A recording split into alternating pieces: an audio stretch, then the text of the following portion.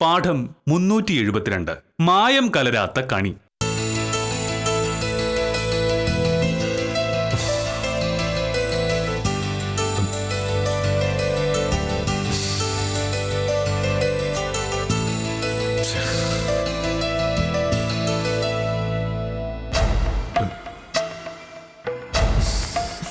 ഇതെന്തിട്ട് മോഹനട്ടാ, കൊറേ നേരമായല്ലോ ഈ ഫോണിന് മുന്നിൽ കൂടെ അങ്ങോട്ടും ഇങ്ങോട്ടും നടക്കുന്നേ. ഇതെന്താ സംഭവം? ഈ റോഡ് വികസനത്തിന്റെ സ്ഥലമെടുക്കുന്നതിന്റെ റിപ്പോർട്ട് ഞാൻ കളക്ടറേറ്റിലേക്ക് അയച്ചിരുന്നു. 2 ദിവസം അവധിയായിരുന്നുകൊണ്ട് കളക്ടർ റിപ്പോർട്ട് വീട്ടിൽ നിന്ന് വായിക്കുമെന്നാ പറഞ്ഞിരുന്നത്. ഇന്ന് രാവിലെ തീരുമാനം പറയുന്ന തഹസിൽദാരും പറഞ്ഞത് 9 മണിക്ക് വിളിക്കാമെന്ന് തഹസിൽദാർ പറഞ്ഞതാ. ഇതുവരെ വിളിച്ചിട്ടില്ല. അത്രയുള്ളൂ കാര്യം. അതിനിങ്ങനെ ടെൻഷൻ അടിക്കേണ്ട കാര്യം എന്താണ്? തഹസിൽദാർ ഇങ്ങോട്ട് വിളിച്ചോളും. നിനക്കത് പറയാം. എന്നെ ചങ്കിടിച്ചിട്ട് വയ്യ. ആ റിപ്പോർട്ട് കളക്ടർക്ക് തൃപ്തിയായില്ലെങ്കിൽ അതിന്റെ മുഴുവൻ ദോഷം എനിക്കാ. രാവിലെ അമ്പലത്തിൽ പോകണ്ടായിരുന്നു. ഈയിടെയായിട്ട് ശരിക്കും പ്രാർത്ഥനയുടെ കുറവുണ്ട്. കളക്ടർ റിപ്പോർട്ട് ഇന്നലെ വായിച്ചല്ലേ മോഹനേട്ടാ? ഇനിയിപ്പോ ഇന്ന് രാവിലെ അമ്പലത്തിൽ പോയിട്ട് എന്താ കാര്യം? അതുമാത്രമല്ല, ഇന്നലെ അത്യാവശ്യം ദൈവദോഷം കാണിക്കുകയും ചെയ്തല്ലോ. എന്ത് ദൈവദോഷം? വിഷുവായിട്ട് മിനിങ്ങാന്നും ഇന്നലെയായി ചെയ്തു വെച്ച് എന്തൊക്കെയാന്ന് മറന്നുപോയോ? മിനിങ്ങാന്ന് രാവിലെ മുതല് മോഹനേട്ടൻ എന്നെ തോൽപ്പിക്കാൻ നോക്കുമായിരുന്നു. എന്തൊക്കെയാ പറഞ്ഞതെന്നും ചെയ്തതെന്നും ഒന്ന് ആലോചിച്ച് നോക്കിയേ.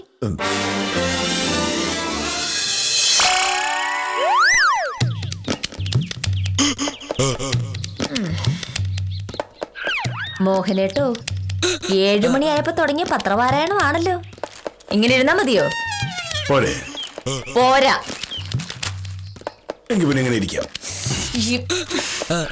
ഈ ഇരിപ്പിന്റെ കാര്യമല്ല ഞാൻ പറഞ്ഞത്. മണി 9:30 ഒരു ദിവസമെങ്കിലും അവധി കിട്ടും. എന്നെ ഒന്ന് സഹായിച്ചൂടെ? എന്ത് സഹായം? എല്ലാ ദിവസവും ആ ചെടിക്ക് മുഴുവൻ വെള്ളം ഒഴിക്കുന്ന ആരാണ്? ഞാൻ. ഇന്ന് മോഹനേട്ടൻ അത് ചെയ്യാം. എല്ലാ ദിവസവും വീട് മുഴുവൻ തൂത്ത് വൃത്തിയാക്കുന്ന ആരാണ്? ഈ ഞാൻ തന്നെ. ഇന്നൊരു ദിവസത്തേക്കെങ്കിലും മോഹനേട്ടൻ അത് ചെയ്യാവുന്നതേ ഉള്ളൂ. ഒന്നും വേണ്ട. ഈ മുറ്റത്ത് വീണടക്കുന്ന കരിയില കണ്ടോ? അതൊന്ന് അടിച്ചു വാരി തൂത്ത് വൃത്തിയാക്കാൻ 10 മിനിറ്റ് മതി. എന്താണ്? ഞാൻ ഒരു വില്ലേജ് ഓഫീസറാണ്. ഞാൻ മുറ്റം തൂത്തുകൊണ്ട് നിൽക്കുന്നത് നാട്ടുകാരും കണ്ടാൽ എന്താണ് കുഴപ്പം? ഒരു വില്ലേജ് ഓഫീസർ എന്ന് പറഞ്ഞാൽ സമൂഹത്തിലുള്ള വില എന്താണെന്ന് നിനക്ക് അറിയാമോ? ഞാൻ ഒരു ചൂലുമെടുത്ത് ഈ മുറ്റത്ത് കൂടി തെക്ക് വടക്കനെ നടന്നാൽ കാണുന്നവർ മൂക്കത്ത് വിരൽ വെക്കില്ലേ? എന്തിനിങ്ങനെ വിരൽ വെക്കണം? മോഹനേട്ടാ, വില്ലേജ് ഓഫീസർക്ക് അങ്ങ് വില്ലേജ് ഓഫീസില്. ഇത് വീടാണ്. വീട്ടിൽ മോഹനേട്ടൻ ഭർത്താവും ഞാൻ ഭാര്യയുമാണ്. ഭാര്യ ഭർത്താവ് വീട്ടുജോലികളെ സഹായിക്കുന്നതിൽ ഒരു തെറ്റുമില്ല. ഉണ്ട്. ഒന്നാമത്, മുറ്റവും വീടും വൃത്തിയാക്കേണ്ടതും അടുക്കളയിൽ കയറേണ്ടതൊക്കെ സ്ത്രീകളാണ്. സ്ത്രീകൾ ചെയ്യേണ്ട ജോലി പുരുഷന്മാർ ചെയ്യേണ്ട കാര്യം എന്താണ് ഭാമേ? അപ്പൊ പിന്നെ വീട്ടിൽ പുരുഷന്മാർക്ക് എന്താണ് ജോലി? ഉണ്ടല്ലോ. അതായത് എന്താ? അതായത് ഒരു ജോലിയില്ല. രാവിലെ എഴുന്നേക്ക്, ഇങ്ങനെ പത്രം വായിക്കുക, ഭാര്യ ഉണ്ടാക്കി തരുന്ന ഭക്ഷണം ഞം ഇങ്ങനെ കഴിക്കുക, വീണ്ടും പത്രം വായിക്കുക, ഉച്ചയ്ക്ക് ഭക്ഷണം കഴിക്കുക, കിടന്നുറങ്ങുക, വൈകിട്ട് ഇങ്ങനെ എഴുന്നേറ്റിട്ട് ചായ കുടിക്കുക, മനുഷ്യന്റെ യാതൊരു ഗുണമില്ലാത്ത ലോക കാര്യങ്ങൾ പറയുക, ആഹാരം കഴിക്കുക, പിന്നെയും കിടന്നുറങ്ങുക. ഇതല്ലാതെ എന്താണ് മോഹനേട്ടൻ ഇന്ന് ചെയ്യാൻ ഉദ്ദേശിക്കുന്നത്? അതൊന്നും അവധിയായതുകൊണ്ടല്ലേ. അല്ലാത്ത ദിവസങ്ങളിൽ രാവിലെ 10 മണി മുതൽ വൈകുന്നേരം 5 മണി വരെ എന്തുമാത്രം ഉത്തരവാദിത്തമുള്ള ജോലികളാണ് ഞാൻ ചെയ്യുന്നത്. അത്തരം ജോലി ഞാനും ചെയ്യുന്നുണ്ട്. നാട്ടിലെ അറിയപ്പെടുന്ന ഒരു വക്കീലാണ് ഞാൻ. ഭാമേ, 1834 പ്രാവശ്യം ഞാൻ പറഞ്ഞിട്ടുണ്ട്, വക്കീലന്മാരുടെ ജോലി പോലല്ല വില്ലേജ് ഓഫീസറുടെ ജോലിയെന്ന്. ഞങ്ങൾ സർക്കാർ കാര്യങ്ങളാണ് ചെയ്യുന്നത്, അല്ലാതെ പോക്കറ്റെടുക്കാരുടെ കേസ് ബാധിക്കലല്ല. ആ തർക്കം വേണ്ട മോഹനേട്ടാ. ഇപ്പൊ മോഹനേട്ടൻ എന്നെ സഹായിക്കാൻ പറ്റൂല്ലയോ? ഈ സഹായം എന്നുകൊണ്ട് എന്താ ചെയ്യുന്നത്? അത് ഞാൻ പറഞ്ഞല്ലോ. മുറ്റടിക്കാനോ? ഞാൻ നടന്നു തന്നെ. ശരി, ഉച്ചയ്ക്കൂണിന് മോഹനേട്ടൻ എന്തൊക്കെയാണ് വേണ്ടത്? സാധാരണ ഉച്ചയൂണ് എന്തൊക്കെയുണ്ടോ അതൊക്കെ തന്നെ. എത്ര മണിക്കാണ് ഊണ് വേണ്ടത്? എന്നും എത്ര മണിക്ക് ഊണ് കഴിക്കുന്നത്? 1 മണിക്ക്. ഇന്നും അങ്ങനെ തന്നെ. ഞാൻ ഉണ്ടാക്കി തരുന്ന ഊണ്. ഉച്ചയ്ക്ക് 1 മണിക്ക്. ഇന്ന് മോഹനേട്ടൻ കഴിച്ചത് തന്നെ. അവള് കാര്യമായിട്ടാണോ പറഞ്ഞത്? പ്രശ്നാവോ?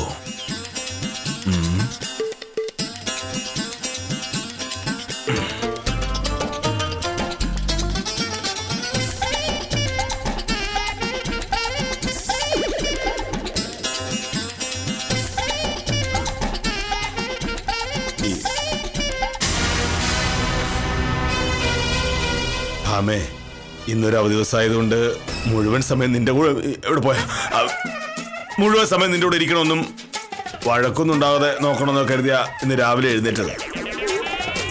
പക്ഷേ ഇപ്പൊ നീ വെറുതെ വഴക്കുണ്ടാക്കാൻ നോക്കുക. അല്ലല്ലോ, ഞാനൊരു കാര്യം പറഞ്ഞപ്പോ മോഹനേട്ടൻ എന്നെ കളിയാക്കി. അപ്പൊ പിന്നെ എനിക്ക് ചെയ്യാൻ പറ്റുന്ന ഞാനും ചെയ്യുമെന്ന് പറഞ്ഞു, അത്രേ ഉള്ളൂ. അങ്ങനെ വഴക്കുണ്ടാക്കേണ്ട കാര്യം എന്താ ഭാമേ? സാധാരണ രാവിലെ നമ്മൾ ചെറിയ ചെറിയ വഴക്കുണ്ടാക്കിയാലും ഞാൻ രാവിലെ ഓഫീസിലേക്ക് പോകുന്നതുകൊണ്ട് ആ വഴക്ക് വലുതാവുന്നില്ല.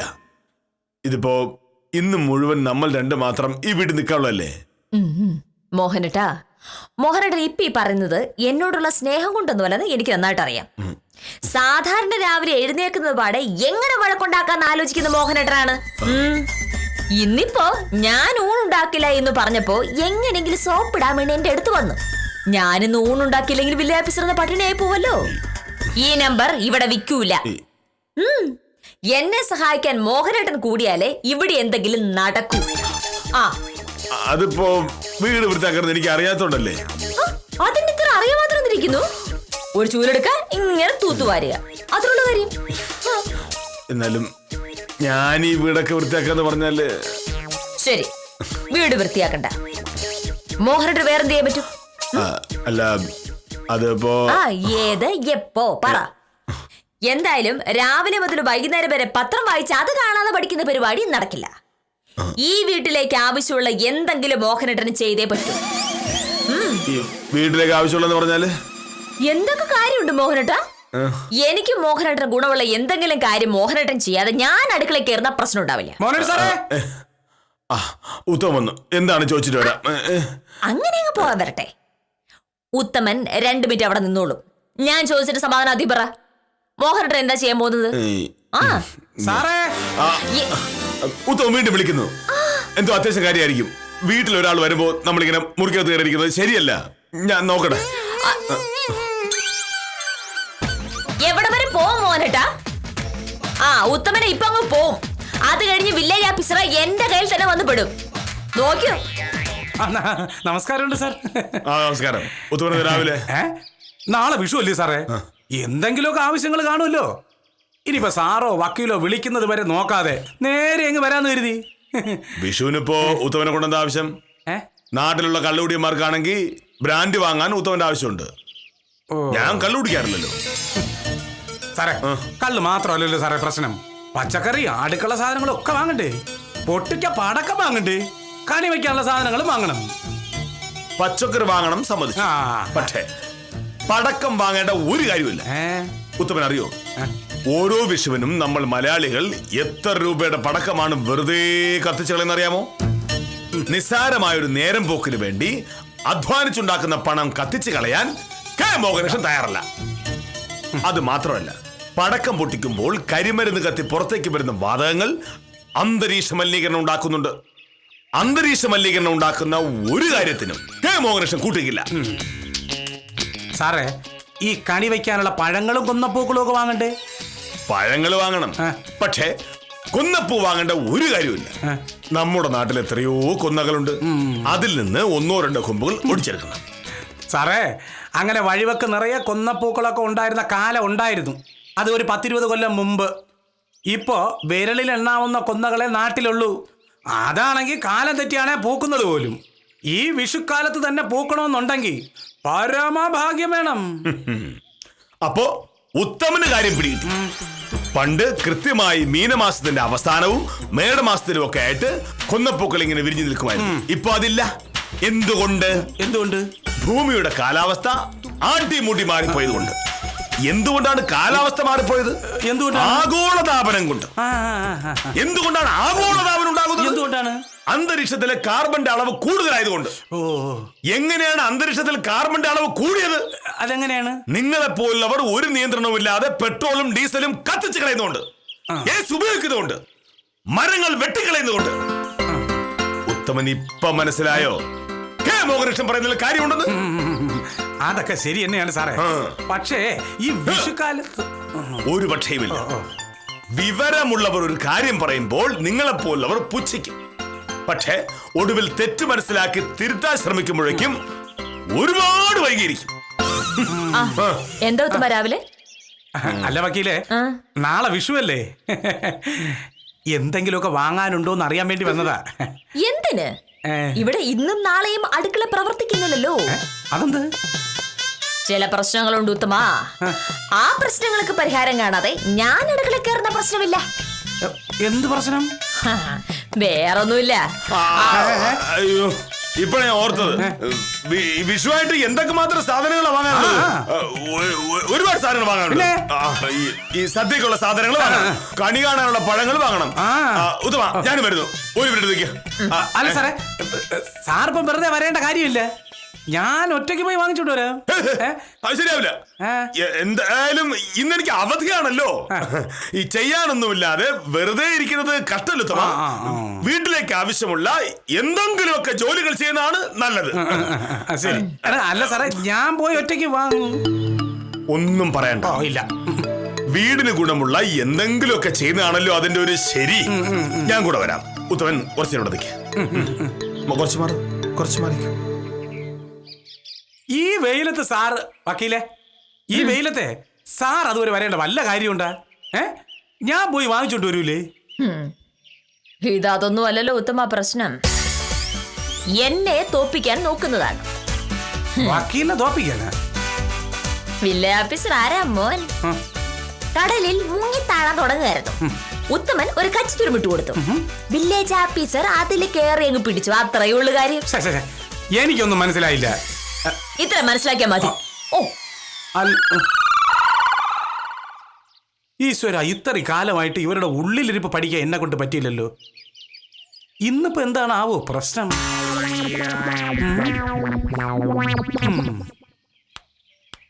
വരട്ടെ.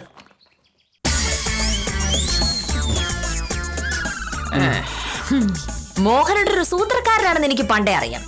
പക്ഷേ നിന്നിപ്പിൽ ഇങ്ങനെ ഒരു ഐഡിയ ആലോചിക്കാൻ എന്നെ മോഹനേട്ടനെ കൊണ്ട് പറ്റൂ. എന്താ ഐഡിയ? നാളെ വിഷുവാണ്, കണി വെക്കാനുള്ള സാധനങ്ങൾ വാങ്ങണം. അതിനിടയും പോകുന്നു. അതിന്റെ കുഴപ്പം? ഒരു കുഴപ്പമില്ല. പക്ഷെ ഉത്തമൻ പോയാൽ കിട്ടുന്ന ഒരു സാധനം വാങ്ങാൻ മോഹനേട്ടൻ മെനക്കെട്ടിറങ്ങുന്ന എന്തിനാണെന്നാണ് ഞാൻ ചോദിച്ചത്. അത് ഉത്തമൻ ഒറ്റയ്ക്ക് പോയാൽ നല്ല സാധനങ്ങൾ വാങ്ങില്ല. ഇതൊരു ചെറിയ കാര്യമല്ലല്ലോ. വിഷുക്കണി വെക്കാനല്ലേ. വിഷുക്കണി വെക്കാൻ നല്ല പഴങ്ങൾ കിട്ടണം. തിന്നു നോക്കി പറയാനാണ് പരിപാടി? അല്ല, എനിക്ക് പഴങ്ങൾ കാണുമ്പോൾ തന്നെ അതിന്റെ ഗുണനിലവാരങ്ങൾ മനസ്സിലാവും. ആ കഴിവ് ഉത്തമനില്ല. ആരോടാ മോഹനേട്ട അഭ്യാസം? മോഹനേട്ടൻ വീട്ടിലെ ഗുണമുള്ള എന്തെങ്കിലും ചെയ്യാതെ ഞാൻ അടുക്കള കയറില്ല എന്ന് പറഞ്ഞപ്പോൾ രക്ഷപ്പെടാൻ കണ്ടുപിടിച്ച അടവാണിതെന്ന് എനിക്ക് മനസ്സിലായി. വിഷുവിനുള്ള സാധനങ്ങൾ ചന്തയിൽ പോയി കഷ്ടപ്പെട്ട് വാങ്ങിക്കൊണ്ടുവരുന്ന ഭർത്താവ്. അപ്പൊ പിന്നെ വീട്ടിലെ ഗുണമുള്ള ഒരു കാര്യവും ചെയ്തില്ല എന്ന് ഭാര്യയ്ക്ക് പറയാൻ പറ്റില്ലല്ലോ. ഇതാണ് നിന്റെ കുഴപ്പം. എന്ത് ചെയ്താലും അതൊരു ദോഷം കണ്ടുപിടിക്കും. ഓ ഭാമേ, ഈ സ്വഭാവം നീ മാറ്റണം. മാറ്റേണ്ടത് മോഹനേട്ടന്റെ സ്വഭാവമാണ്. വീട്ടിൽ ഭാര്യയെ സഹായിക്കാൻ മടിച്ച് ഇപ്പൊ പോകുന്ന ഈ പോക്കുണ്ടല്ലോ, അത് നല്ലതിലല്ല. ഭാമേ, ഒരു വാക്ക് പറഞ്ഞാൽ വാക്കായിരിക്കണം. ഞാൻ വീട്ടിലേക്ക് ആവശ്യമുള്ള ഒരു കാര്യം ചെയ്താൽ അടുക്കളയിൽ കയറി ഊടുണ്ടാക്കാമെന്ന് നീ പറഞ്ഞതാ. ഞാനിപ്പോ ചെയ്യാൻ പോകുന്നത് വീട്ടിലേക്ക് വളരെ അത്യാവശ്യമുള്ളൊരു കാര്യമാണ്. നീ ഇപ്പൊ ചെയ്യേണ്ടത് നേരെ അടുക്കളയിലേക്ക് പോയി ഊടുണ്ടാക്കി വാക്ക് പാലിക്കുക എന്നുള്ളതാണ്. എന്റെ ഷർട്ട് മുണ്ട് തച്ചിട്ടുണ്ടല്ലോ.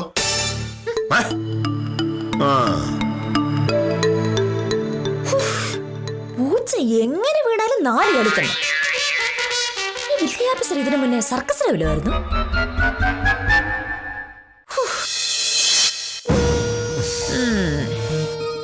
അങ്ങനെ വീട്ടിലെ ജോലി ചെയ്യാൻ മടിച്ച് ഉത്തമനെയും കൂട്ടി കണി വെക്കാനുള്ള സാധനങ്ങൾ വാങ്ങാൻ ഇറങ്ങി.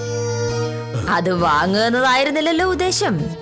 എങ്ങനെയെങ്കിലും എന്റെ കണ്ണുമുന്നിൽ നിന്ന് രക്ഷപ്പെടുക, വീട്ടിലെ കാര്യങ്ങളിൽ സഹായിച്ചു എന്ന് വരുത്തി തീർക്കുക.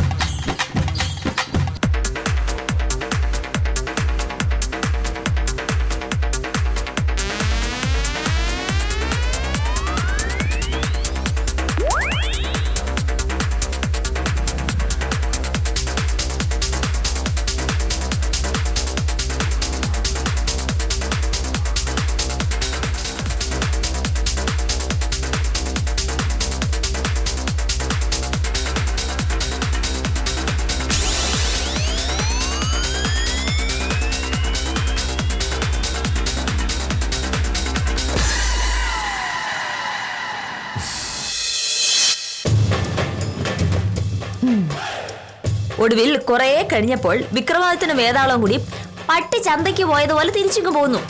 ഓ, തിരിച്ചു വന്നതിന് ശേഷമുള്ള പ്രകടനമായിരുന്നല്ലോ പ്രകടനം.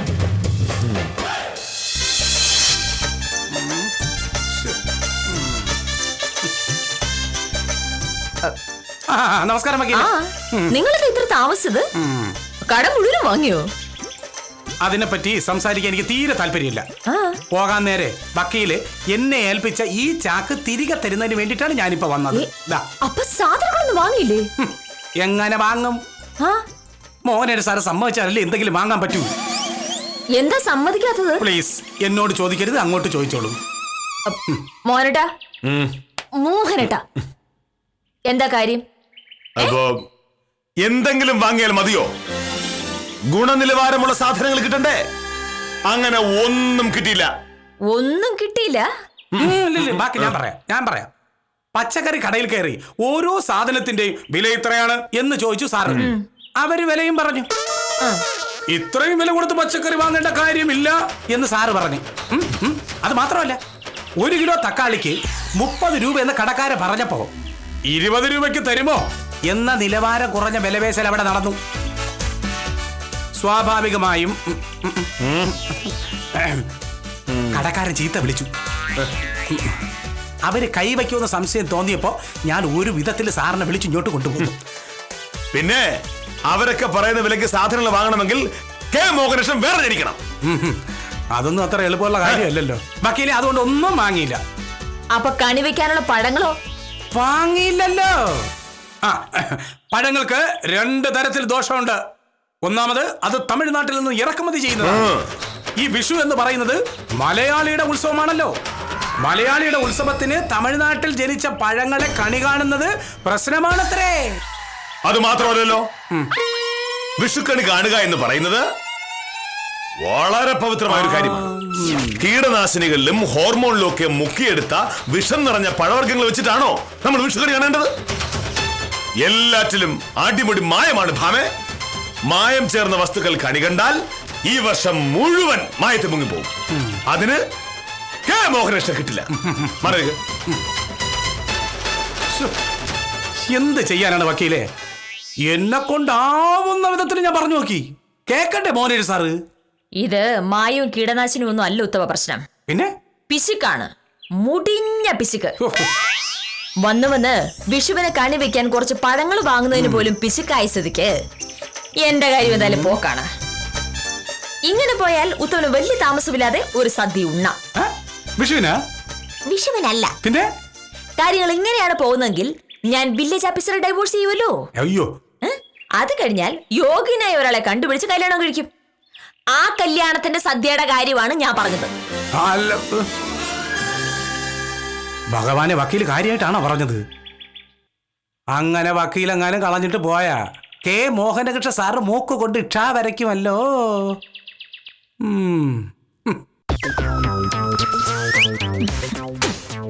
എന്താ മോഹനന്റെ ഉദ്ദേശം? എന്നുദ്ദേശം? കാശ് ചെലവാക്കാൻ പഠിച്ച് വിഷുക്കണി പോലും വേണ്ടാന്ന് വെച്ചിട്ടുണ്ടെങ്കിൽ ഈ പിശുക്ക് എവിടെ നിൽക്കും മോഹനട്ടാ? പിശുക്കൊണ്ടല്ലെന്ന് ഞാൻ പറഞ്ഞല്ലോ. പിന്നെ എന്താണ്? അവിടെ കിട്ടുന്ന സാധനങ്ങൾ മുഴുവൻ മായം കലർന്നതാണ്. മായം കലർന്ന വസ്തുക്കൾ കണി കണ്ടാൽ ആ വർഷം പോക്കാം. മോഹനട്ടാ, ഈ ഭൂമിയിൽ ഒരു മായവും കലരാത്ത ഒരു വസ്തു ഈ കാലത്ത് കിട്ടാനില്ല. അങ്ങനെയൊക്കെ നോക്കി കണി വെക്കാൻ പറ്റില്ല. ഒരു മായവും കലരാത്ത ഒരു വസ്തുവില്ലെന്ന് ആര് പറഞ്ഞു? എന്താണ് അങ്ങനെ ഉള്ളത്? നീ ഒരു മായവും കലരാത്ത ശുദ്ധമായ മെയ്ഡ് ഇൻ കേരളയായ നീ ഉള്ളപ്പോ എനിക്കെന്തിനാ വേറൊരു കണി? എനിക്ക് നിന്നെ കണി കണ്ടാ മതി.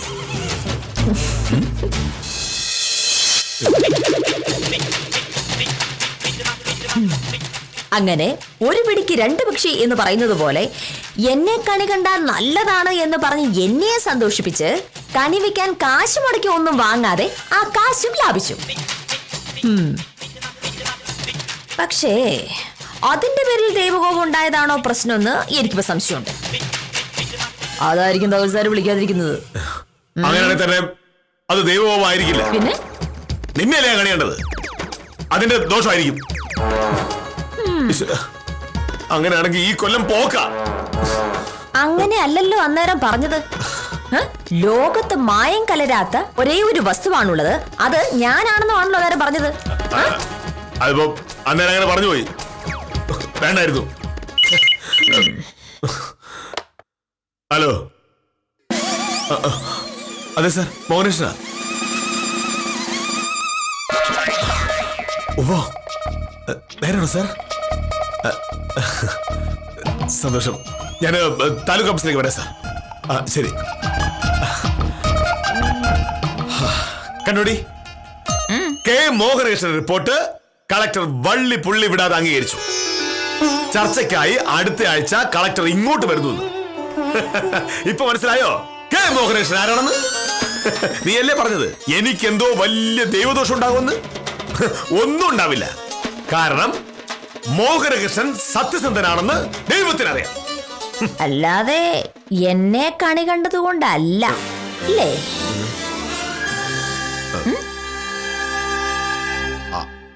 ആണോ? അല്ല, അത് എന്ത് ഏത്?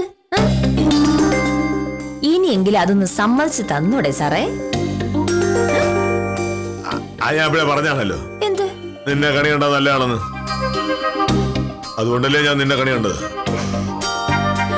അപ്പൊ ഇന്നു മുതൽ എല്ലാ ദിവസവും മോഹനേട്ടൻ എന്നെയും ഞാൻ മോഹനേട്ടനെയും കണി കാണും. എങ്ങനെയുണ്ട്? അത് വേറെ കേട്ടില്ല.